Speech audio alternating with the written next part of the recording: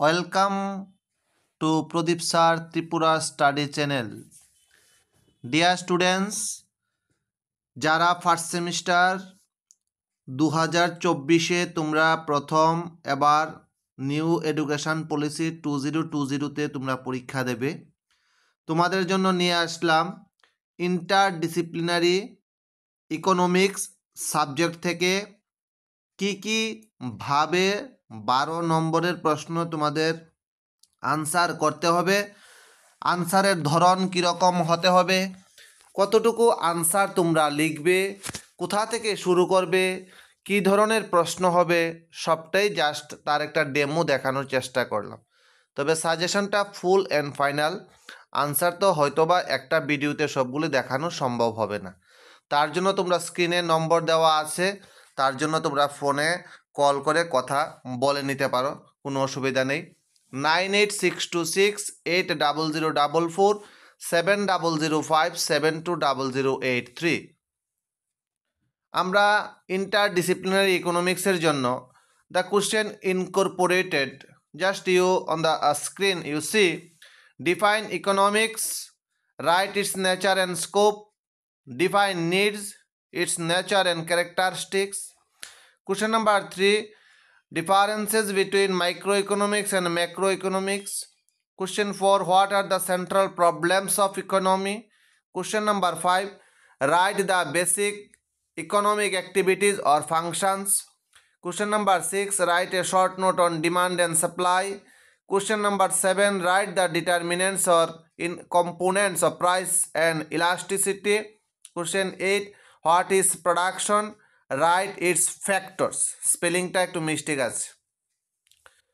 Define a revenue, write the differences between cost and revenue. ঠিক আছে, এই হলো মোটামুটি আমাদের এই যে পেজ 1-এ আমরা যেটা রাখার চেষ্টা করলাম। ঠিক আছে, তো তোমরা নেক্সট পেজে দেখে নাও। Question 10, write the definition of market, characteristics of market and its types. Question 11, write the determination of price. Question number 12, define money, write its function. Question 13, define banking with its function or activities. Question 14, write the role of RBI in economics or economical market.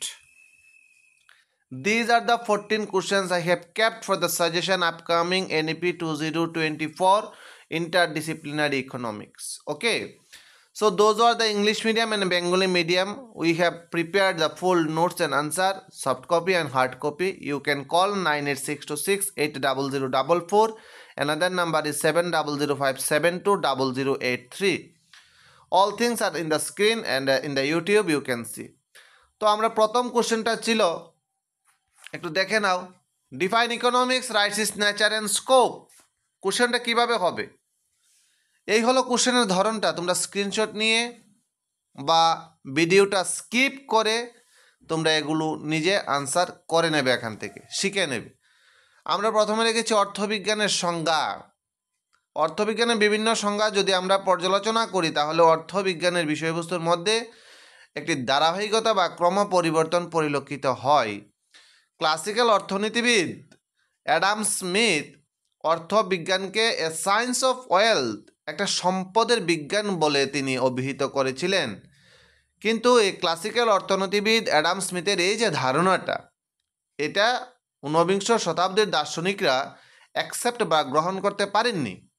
ফলে পরবর্তী সময়ে Carlyle, Ruskin প্রমুখরা অর্থবিজ্ঞানের এই classical অর্থনীতিবিদ Adam স্মিথের সংজ্ঞাকে বিভিন্নভাবে পরিবর্তিত, সংস্কৃত এবং পরিমার্জিত, যেটাকে বলা হয় এনলার্জড অ্যান্ড এডিটেড ফর্ম করে তারা বললেন যে এটা হলো discipline of gospel of Mamon, যে অর্থবিজ্ঞানটা হলো একটা জকের শাস্ত্র। ফলে এখানেও যে তীব্র বাদানুবাদ এবং সমালোচনা হলো, আমি বুঝিয়ে বলছি, আমি লেখার ধরন বলছি না, কারণ লেখা তো তোমরাই দেখতে পাচ্ছ, লেখা দেখে দেখে পড়া এটা এক ধরনের মার্শারিয়াস। এই তীব্র সমালোচনার ফলে অর্থবিজ্ঞানের প্রতি বিভিন্ন অর্থবিজ্ঞান নিয়ে যারা অর্থ চর্চা করেছেন তাদের মধ্যে একটা বিরূপ মনোভাবের সৃষ্টি হয়। ফলে এইভাবে অর্থবিজ্ঞান সম্পর্কে বিরূপ মনোভাবের যে একটা পরিবর্তন, এই পরিবর্তনের ক্ষেত্রে সাফল্যমণ্ডিত অবদান রেখেছেন আলফ্রেড মার্শাল। ঠিক আছে, তুমি সংজ্ঞাটা এভাবে কিন্তু দিতে হবে। নেক্সট, অর্থবিদ্যার পরিধিতে আমরা কী রাখার চেষ্টা করছি? দেখো, অর্থবিদ্যার পরিধি কথার মানে হলো যে তার আলোচনার কী কী বিষয়বস্তু আমাদের মধ্যে থাকবে। What the subject matter or subject theme will be Incorporated under it's definition. অর্থাৎ এই শাস্ত্রে কী কী বিষয় আলোচনা করা হবে তা অর্থবিদ্যার পরিধি থেকে আমরা জেনে নিতে পারবো। অর্থবিদ্যার পরিধি যদি আমরা নির্ণয় করতে চাই, if you want to determinate the scope, nature of economics, then we are to follow the following data and funda. ওকে, কি করতে হবে? প্রথমে জানতে হবে তার সংজ্ঞা, জানতে হবে তার প্রকৃতি, জানতে হবে তার বিষয়বস্তু, তদুপরি এটাও জানতে হবে অর্থবিদ্যা আদৌ বিজ্ঞান কিনা, এবং অর্থবিদ্যা যে অস্তিত্ববাচক বিজ্ঞান, যেটা পজিটিভ সায়েন্স বা নর্মাটিভ সায়েন্স, এই সংক্রান্ত তর্ক বিতর্কের অবসান ঘটাতে হবে। তোমাকে এই ডিপনেস, গভীরতা অনুসরণ করে কিন্তু তোমাকে লিখতে হবে। কারণ যিনি ইন্টারডিসিপ্লিনারি কপি বা খাতা চেক করবেন, উনি কিন্তু অর্থনীতিতে যথেষ্ট পাণ্ডিত্য অর্জন করেই উনি খাতা ইভ্যালুয়েশন করেন। এটা মনে রাখবে না যে এই সাবজেক্টটা আমার মাইনর বা আমার ইন্টারডিসিপ্লিনারি যারা মেজর আছে তারা তো অবশ্যই গুরুত্ব দিয়ে লিখো বা লিখবে, এটা তাদের একটা কমন সেন্স যে লিখবো। কিন্তু যারা মাইনর বা ইন্টারডিসিপ্লিনারি, আমি এই ভিডিওটার মধ্য দিয়ে তোমাদের এই কথাটাই বোঝাতে চাই যে তোমরা কোনো সাবজেক্টকে অবহেলা করবে না এনএপির এই 4 ইয়ার ডিগ্রি কোর্সে। ঠিক আছে, তোমাদের যদি এই সংক্রান্ত কোনো ধ্যান ধারণা থাকে, কোনো কোয়েরি থাকে, আমাকে উইদাউট এনি হেসিটেশন কল করবে। আমার টিম আছে, আমি যদি নাও কথা বলতে পারি আমার টিমের কাছে কল ট্রান্সফার করে দেব, ওরা তোমাকে কথা বলে দেবে। তো আমরা দেখলাম অবশ্য অর্থবিদ্যার পরিধি নিয়ে একদা অর্থনীতিবিদদের মধ্যে বিভিন্ন বিতর্ক হয়েছিল। একসময় যারা ক্লাসিক্যাল অর্থনীতিবিদ ছিলেন, বিশেষ করে অধ্যাপক পিগু, তারা এটাকে পজিটিভ সায়েন্স বলতেন। কিন্তু আধুনিক যারা অর্থবিদ আছেন তারা মনে করেন এটা একাধারে পজিটিভ এবং নর্মাটিভ সায়েন্স। Clear picture? আমি যেটা বোঝানোর চেষ্টা করছি, একটা যেন মনের মধ্যে একটা ইমেজ তৈরি হয় যে কিভাবে আমি আনসারটা তৈরি করব। তারপরে তুমি স্টেপে স্টেপে প্যারাগ্রাফ ওয়াইজ বা ইনস্ট্যান্জা করে তুমি লিখতে পারবে। এই জিনিসটা কিন্তু আমার ইউটিউবের মূল লক্ষ্য।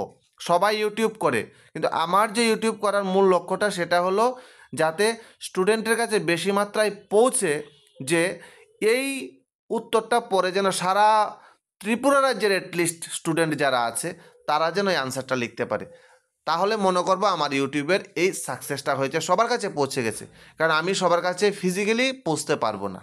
ঠিক আছে, আর তোমরা যদি মনে করো এতে বিন্দু বিসর্গ তোমাদের লাভ হয়, তোমাদের প্রফিট হয়, তোমাদের বন্ধু বান্ধবী তোমাদের সবার হেল্প হয়, তাহলে ভিডিওটা একজন আরেকজনকে শেয়ার করবে যাতে তাদের উপকার লাগে। এটার জন্য নয় যে ইউটিউব থেকে আর্ন করে আমি ইনকাম করব, এই সোর্সে নয়, এ কথা কখনো মাথায় আনবে না। এবং এটা তোমরা যদি ভালো লাগে লাইক করবে, শেয়ার করবে এবং কমেন্ট করবে যে নেক্সট তোমাদের জন্য আরও কী কী করতে পারি, কারণ তোমাদের কমেন্টগুলি আমার কাছে ব্রেড অ্যান্ড বাটার। শুধু তাই নয়, এই কথার পরিপ্রেক্ষিতে আমরা নেক্সট যে প্যারাতে চলবো, যে এটা যে একটা পজিটিভ এবং নর্মাটিভ সায়েন্স হলো, এটা কিন্তু বর্তমানে যে বিদ্যমান এবং যা সংঘটিত হতে চলছে বিভিন্ন ঘটনাগুলি, তার আলোচনা এবং বিশ্লেষণ সবটাই সম্যকভাবে সম্ভব আমাদের পজিটিভ এই অর্থনীতিতে। পদার্থবিদ্যা, রসায়নবিদ্যার মতো অর্থবিদ্যাও একটা পজিটিভ সায়েন্স। অধ্যাপক পিগু যে ক্লাসিক্যাল অর্থনীতিবিদ হিসাবে তিনি যেটা মনে করতেন যে অর্থবিদ্যা অনেকটাই অস্তিত্ববাচক তথা পজিটিভ সায়েন্স, বা এটা বিবাচক বিজ্ঞান নয়, মানে নেগেটিভ সায়েন্স নয়। আর এটার যা হওয়া উচিত, যা বাঞ্ছনীয়, যেটা ভালোমন্দ বিচার করে তার আলোচনা আদর্শ বিজ্ঞানও করা হয়েছে। সুতরাং এখান থেকে এটা বলা যায় এটা মরাল ভ্যালু জাজমেন্ট করতে পারে না। কেননা এ বিষয়ে অধ্যাপক রবিন্স শিশুর সুরে সুরে মিলিয়ে, এটা শিশুর হবে না, এটা পিগুর হবে। ওকে, পিগুর সুরে মিলিয়ে বলেন অর্থবিদ্যা নিতান্তই একটা পজিটিভ সায়েন্স। সুতরাং এই ক্ষেত্রে অর্থবিদ্যার কাজ হলো মানুষ কিভাবে স্বল্প উপকরণের মাধ্যমে বহুবিধ অভাব মোচন করতে পারবে, মানে অল্প টাকার বিনিময়ে যেটা তোমার সব বেশি জিনিসের সে অভাবটা মোচন করতে পারবে, যেটাকে আমরা বাড়িঘরের ভাষায় প্রবাদ বাক্য একটা কথাই বলি, কম তেলে মচমচ ভাজা। এই অর্থনৈতিক কার্যাবলীর অভাব মোচন সংক্রান্ত যে কার্যকলাপ, তার পিছনে কোনো নৈতিকতার প্রশ্ন জড়িত নেই, থাকার বিষয় আসেও না।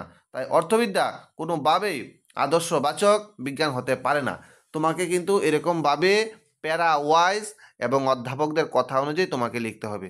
অর্থবিজ্ঞানে যারা মেজর, মাইনর এবং ইন্টারডিসিপ্লিনারি আছো, তাদের আমার যে 15 বছরের কলেজ সার্ভিসের অভিজ্ঞতা এবং ইউনিভার্সিটি বা বিশ্ববিদ্যালয়ের খাতা চেক করার যে অভিজ্ঞতা, তাতে আমি বলছি যে তোমরা কিন্তু উত্তরগুলি এই ধরনটা অনুভব করে লিখবে।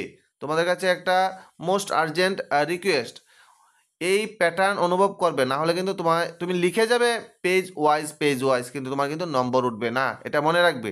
কারণ ইন্টারডিসিপ্লিনারি হোক আর মাইনরে হোক, এই কপি কিন্তু যিনি চেক করেন উনি কিন্তু মাইনরের স্পেশালিস্ট নয়, উনি কিন্তু ইন্টারডিসিপ্লিনারি স্পেশালিস্ট টিচার নয়, উনি কিন্তু মনে রাখবে ওনার সাবজেক্টে এক্সপার্ট। Am I clear? তাহলে জাস্ট আমি আর পড়ছি না, তোমরা উত্তরটা জাস্ট দেখে নাও যে 12 মার্কসের উত্তরটা কতটুকু হবে, দেখে নিতে পারো। এই যে আমি দেখাচ্ছি, ঠিক আছে? উত্তর একটু বড় হতে হবে, এটাই ঠিক। দেখো, লাস্ট তোমাকে কনক্লুশন করতে হবে যে এটা অস্তিত্ববাচক বিজ্ঞান, আদর্শবাচক বিজ্ঞান, এই বলে তুমি কিন্তু কনক্লুশনটা ড্র করতে হবে। আরেকটা কথা মনে রাখবে, আমি যে ইউটিউবে ভিডিওগুলো দিচ্ছি, ফুল অ্যান্ড ফাইনাল সাজেশনটা দিচ্ছি, কিন্তু আনসারের টাইপটা কিন্তু আমার এখান থেকে যারা পরে পারচেস করবে বা যারা নেবে, তারা কিন্তু হুবহু এটা পাবে এমন নয়। আমি জাস্ট একটা ডেমো দেখানোর চেষ্টা করছি, যাতে স্টুডেন্টরা এটা দেখে মোটিভেশন পায়, বুঝতে পারে, প্রত্যন্ত অঞ্চলে যারা আছে তারা যেন এই জিনিসটা বুঝতে পারে। তারপর আমাদের সেকেন্ড কোশ্চেন ছিল, দেখে নাও। দেখো, define needs, it's nature and characteristics. আমি সবগুলি প্রশ্নের উত্তর কিন্তু এখানে করে রেখেছি এই পিডিএফের মধ্যে, দেখে নিতে পারছো। এখানে 22 পেজ আছে। 2 এর আনসারটাও দেখো, এখান থেকে শুরু করেছি আমরা, ঠিক আছে? এই যে পুরো ডায়াগ্রাম সহ। এবং ইকোনমিক্সে আরেকটা তোমাদেরকে বলে রাখি, যারা মেজর, মাইনর এবং ইন্টারডিসিপ্লিনারি আছো, তোমরা কিন্তু ডায়াগ্রাম অবশ্যই ইউজ করবে, না হলে কিন্তু তোমাদের মার্কস উঠবে না, এই কথাটা মনে রাখবে। দেখো, দ্বিতীয় আনসারটা সবটাই তোমরা স্ক্রিনশটে পরে নিতে পারবে, ডিজিটালে সবটাই সম্ভব। 3 নাম্বার আনসার দেখো, ম্যাক্রো ইকোনমিক্স এবং মাইক্রো ইকোনমিক্স, ঠিক আছে? মাইক্রো মানে ব্যষ্টিগত অর্থবিদ্যা আর ম্যাক্রো মানে সমষ্টিগত অর্থবিদ্যা। দেখে নাও, এই যে আমরা আনসারটা রেখেছি, ঠিক আছে? তো আমি আজকে এর বেশি আর যাব না, তোমাদের এটাই যা যা দেখানোর চেষ্টা করলাম সেটা এট এ গ্ল্যান্স আবার দেখানোর চেষ্টা করছি, ঠিক আছে? সব উত্তরের সাইজ একরকম হবে এমনটাও নয়। তো তোমরা যদি ভালো লাগে তাহলে লাইক, সাবস্ক্রাইব এবং কমেন্ট করবে, এবং প্রত্যেকটি নিজের ভাষায় লিখবে যে স্যার এটার জন্য এটা করতে পারো, এটা করতে পারো, বা তোমাদের এটার জন্য আরও কমেন্ট আমি অবশ্যই চাইব।